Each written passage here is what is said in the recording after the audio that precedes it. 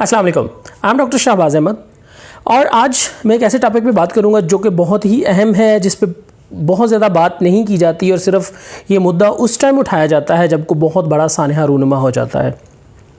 आपने न्यूज़ में सुना होगा कि किस तरह से पाकिस्तान से नौजवान तबका जो तकरीबन 400 के करीब जिनकी तादाद है, जो एग्जैक्ट अभी तादाद भी पता नहीं है कि कितने लोग थे, कितने लड़के थे, वो इलीगल तरीके से, गैर कानूनी तरीके से पाकिस्तान से इटली या ग्रीस यानी यूनान की तरफ जो है वो माइग्रेट कर रहे थे एजेंट्स के थ्रू।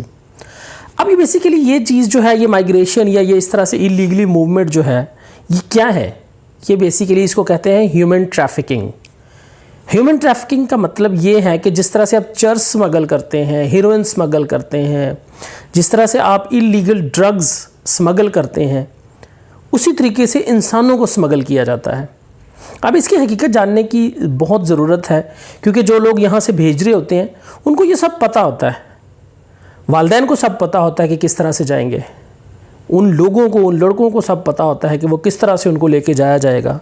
लेकिन फिर भी सालाना कम से कम 2-3 हज़ार के करीब लोग वहाँ पहुँचने में कामयाब हो जाते हैं और उनमें से 500-700 के करीब रास्ते में ही किसी न किसी हादसे में, किसी न किसी वाक़े में अपनी जान खो बैठते हैं। फिर भी ये सिलसिला अरसे से चला आ रहा है और ये एजेंट्स अमीर से अमीरतर होते चले जा रहे हैं, क्योंकि ये कंपनीज़ हैं, ये प्रॉपर बाकायदा तरीके से ये गैंग काम करते हैं। इसमें असल वजह ये होती है कि जब एक ग्रुप या कुछ चंद लड़के वहाँ पहुँचने में जब कामयाब हो जाते हैं तो वो उन एजेंट्स के साथ मिल जाते हैं। वो यहाँ से और लड़कों को रिक्रूट करते हैं, यहाँ सब्ज़ बाग दिखाए जाते हैं कि लाखों की कमाई है, करोड़ों की कमाई है, क्योंकि यहाँ पे ज़ाहिर बात है, जब गुर्बत अफलास होती है, जब अनएम्प्लॉयमेंट होती है, जब आपको जॉब नहीं मिल रही होती, नौकरी नहीं मिल रही होती, तो टेम्पटेशंस जो हैं या जो उन लोगों की कमाई है वो आपको ज़्यादा नज़र आती है और वो बढ़ा चढ़ा के उसको बयान भी करते हैं और शो भी करते हैं। तो उसके बाद क्या होता है कि वो लोग जो वहाँ गए हैं वो इन एजेंट्स के साथ मिलके इन यहाँ पीछे रह जाने वालों को सब्ज़ बाग दिखाते हैं, इनसे पैसे यहीं पे ले लिए जाते हैं। पाकिस्तान में ही मौजूद इनके जो रिश्तेदार होते हैं, इनके जो भाई बहन पीछे या माँ बाप रह गए होते हैं, वो इन लोगों से पैसे लेते हैं और फिर इन लोगों को 2-3 मुल्कों को क्रॉस करवा के, उनके बॉर्डर्स क्रॉस करवा के चौथे 5वें मुल्क में पहुंचाया जाता है। उसमें ज़्यादातर लोग यूरोप में जाते हैं, जो तुर्की है या यूनान है, उन जगहों तक पहुंचना इनका टारगेट होता है। वहाँ से भी फिर वो आगे इटली, जर्मनी वगैरह में मूव करते हैं। चूँकि पैसे सारे एडवांस हो चुके होते हैं मोस्ट ऑफ द टाइम, तो अगर वो रास्ते में उनको कुछ हो भी जाता है किसी बॉर्डर पे क्रॉस करते वक्त, चूँकि चोरी से एक मुल्क की सरहद आप पार कर रहे हैं, इमेजिन करें कि आप यहाँ से चोरी अफ़गानिस्तान जाते हैं या यहाँ से चोरी जो है आप इंडिया की तरफ जाते हैं और उसकी फ़ौज को पता चल जाता है, तो क्या होगा? वो एट द स्पॉट फायरिंग करेंगे। पहले आपको पकड़ने की कोशिश करेंगे, अगर कोई भागने की कोशिश करेगा तो वो फायर कर देंगे, उस पर कोई केस नहीं होता, कुछ नहीं होता।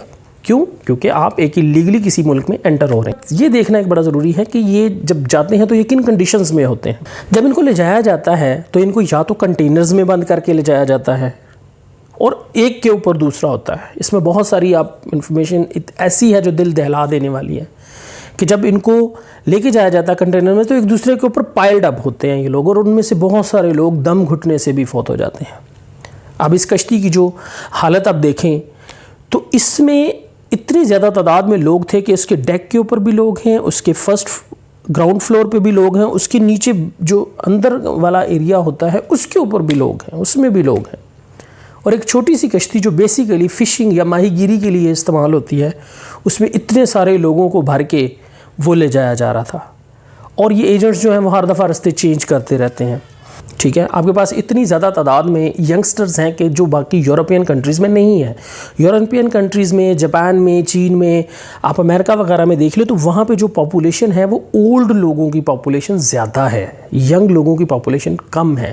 तो अगर गवर्नमेंट को जिस तरह के कॉन्ट्रैक्ट्स करे, जो करती भी है, लेकिन उसको वो बढ़ा सकती है, क्योंकि जब आप अपने मुल्क में एम्प्लॉयमेंट नहीं दे सकते तो आप गवर्नमेंट के तौर पर बाकायदा लीगली इन लोगों को आप जो है वो एक्सपोर्ट, जिस तरह बाकी चीज़ें एक्सपोर्ट होती हैं, अब इस तरह से अपने ह्यूमन रिसोर्सेज भी एक्सपोर्ट कर सकते हैं। इससे मुल्क को भी ज़र मुबादमा मिलेगा और लोगों को एम्प्लॉयमेंट भी मिलेगी। लेकिन इस तरह से जो इलीगल तरीके से जब आप जाएंगे, किसी भी मुल्क में एंटर होने की कोशिश करेंगे, अब वहाँ पे क्या हुआ कि उन्होंने इनको देख लिया कोस्ट गार्ड्स ने, और वहाँ पे कश्ती इनकी रुक गई बीच में। अब تھا کیا کہ پانی ان کے پاس ختم ہو گیا، جو پینے والا پانی ہے، اس کے علاوہ خوراک ظاہری بات ہے لمیٹڈ ہوتی ہے، اور تیسری چیز یہ گرمی تھی، دھوپ تھی، اور وہ سارے ایک دوسرے کے اوپر پائلڈ اپ لوگ تھے. بہت سارے لوگ تو حبس کی وجہ سے وہاں پہ پانی کے پیاس کی وجہ سے، اور پہلے بھی وہ جس طرح سے بیچارے رستہ طے کر کے آئے تھے، ان کو مہینوں لگ جاتے ہیں جانے میں. ان کو کوئی 1 دن یا 4 دن کا کام نہیں ہوتا، مہینوں یہ سفر کرتے ہیں. بہت دفعہ بیچ میں کھائے پیے بغیر یہ ٹریول کرتے ہیں. ان کو کچھ نہیں دیا جاتا، ان کو بالکل جانوروں کی طرح، جیسے مرغیوں کو مرغی خانے سے ایک وہ جو ڈالے کے پیچھے ایک جنگلے میں لے کے جایا جاتا ہے، اور مرغیاں ایک دوسرے کے اوپر پائلڈ اپ کی ہوتی ہیں، ان سے لوگوں کو فرق نہیں پڑتا کہ یہ بیچاری مر جائیں گی یا جو بھی. ایگزیکٹلی بالکل یہ بھی میں جو مثال دے رہا ہوں یہ بہت ہلکی مثال دے رہا ہوں، بالکل اسی طریقے سے ان لوگوں کو وہاں لے جایا جاتا ہے. تو وہاں پہ انہوں نے ان کو آنے نہیں دیا، اور وہ کشتی جو ہے اس وزن کی وجہ سے، بوجھ کی وجہ سے آہستہ آہستہ ڈوبنا شروع ہو گئی. اس میں بھی انہوں نے یہ کیا کہ جو لوگ اوپر تھے، جو لوگ تیر رہے تھے، ان کو تو انہوں نے پکڑ کے لے گئے، جہاز آیا اور لے گیا. جو ڈوب گئے وہ ڈوب گئے، ان کو بعد میں نکالنے کی کوشش کی گئی.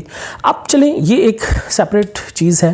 اب اس کے بعد جب تحقیقات شروع ہوئی پاکستان کے اندر، تو جو لوگوں کو تو پتہ چل گیا کہ فوت ہو گئے ہیں اس حادثے میں، ان لوگوں کے پیرنٹس نے یا رشتہ داروں نے تو بتا دیا کہ بھائی یہ ہمارے ہیں، ان کو یہ والا ایجنٹ لے کے گیا تھا، یہ اس نے ہمیں سبز باغ دکھائے تھے، اور یہ وہ. مطلب وہی بات ہے نا، دوسروں پہ ہم الزام ڈالنا شروع کر دیتے ہیں.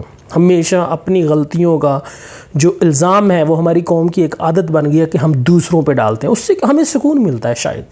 مطلب ہم سمجھ جاتے ہیں، ہم یہ سمجھنا شروع کر دیتے ہیں اندر سے کہ ہمارا تو کوئی قصور ہی نہیں تھا، ہمیں تو فلانے نے یہ کرنے کو کہا تھا. اور یہ روش چلی آ رہی ہے، اور یہ بہت خطرناک ہے.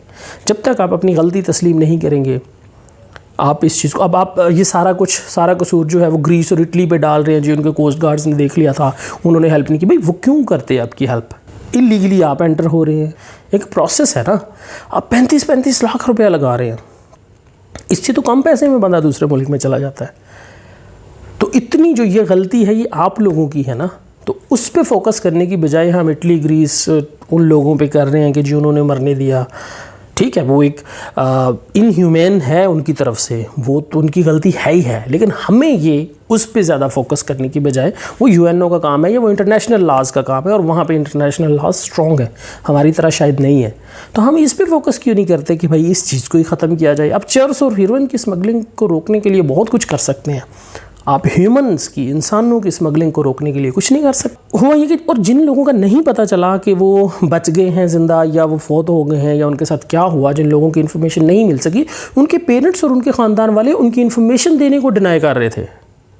وہ ان ایجنٹس کے بارے میں نہیں بتا رہے تھے FIA کو، کہ جنہوں نے ان کو سبز باغ دکھا کے پیسے لے کے وہ لے کے گئے ادھر. بات اس امر کی ہے کہ گورنمنٹ کو چاہیے کہ ایک تو صرف کوئی بھی بڑا واقعہ ہونے کا انتظار نہ کرے، بلکہ اپنے قانون کو، اپنے جو لاز ہیں، جو اپنی ایجنسیز ہیں، ان کو متحرک رکھیں ہر ٹائم، کیونکہ وہ ہر ٹائم پے لیتے ہیں، وہ آل ٹائم امپلائیز ہیں. دوسری چیز، اگر لوگ اس طرح سے اس ملک میں اگر امپلائمنٹ نہیں ہے تو کچھ اس طرح سے پلان آؤٹ کرنا چاہیے، کیونکہ لوگوں کو باہر مزدوروں کی بہت ضرورت ہے، ینگسٹرز کی بہت ضرورت ہے، ہر کنٹری کو ضرورت ہے. تو گورنمنٹ لیول پہ یہ چیزیں ایسے پروجیکٹ شروع کرے کہ یہاں سے وہ جیسے باقی چیزیں ایکسپورٹ ہوتی ہیں، وہ ہیومن ریسورسز کو ایکسپورٹ کرے، اور ایک لیگل وے سے، لیگل طریقے سے لوگوں کو ایک اپرچونٹی ملے باہر جانے کی اور ایک اچھا روزگار کمانے سے. اس کرنسی ہے اس کا انفلو بھی زیادہ ہوگا. Thank you so much.